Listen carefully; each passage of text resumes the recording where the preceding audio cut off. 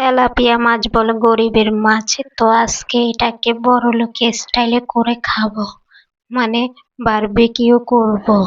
তো চলেন প্রথমে এটাকে কেটে নিই, কাটাকুটি করে নিই। পরিষ্কার করে ধুয়ে কেটে নিয়েছি মাঝখানে। তো সবগুলো উপকরণ একে একে করে দিয়ে দিচ্ছি। অনেক সময় এমন হয় লেবু দিয়েছি, লেবুর ভিডিওটা করতে ভুলে গিয়েছি।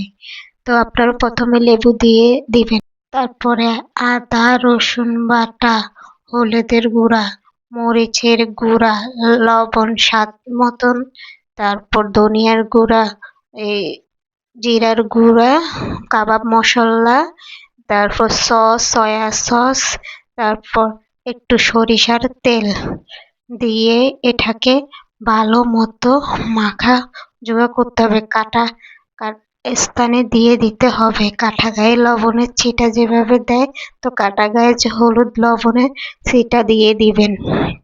তো এটা ভালো মতো ম্যারিনেট করে কয়েক ঘন্টা রেখে দিবেন। আমি 1 ঘন্টা পর্যন্ত রাখছি, আপনাদের অনুযায়ী কয়েক ঘন্টা রেখে দিবেন। তারপর একটা প্যানে অল্প পরিমাণ তেল নিয়ে তেলের মধ্যে মাছটা ছেড়ে দিবেন। তো অল্প আছে মাছটাকে ধৈর্য ধরে তারপর ভাজতে হবে। এই মাছটা ধৈর্য ধরে ভাজতে যত ভাজবেন ততই মজা দিবে। তো এইভাবে শসা লেবু কেটে আমি পরিবেশন করলাম দেখতে অনেকটাই যেরকম দেখতে সুন্দর হয়েছে, খেতে অনেক মজা হয়েছে। আমার ছেলে মাছ ভাজা হইলে কিছু হয় না, আমার পিছে অনেকক্ষণ ঘুরতেছে আমি মাছ ভাজা খাবো, মাছ ভাজা খাবো।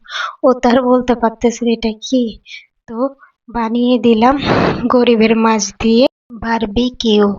তো উপরে লেবু ছড়িয়ে দিয়ে শসা দিয়ে গাজর দিয়ে খেয়ে দেখবেন। একবার ঘরে বানিয়ে দেখবেন, বাচ্চারা মজা করে খাবে। কেমন হয়েছে জানিয়েন। আসসালামু আলাইকুম, আল্লাহ হাফেজ।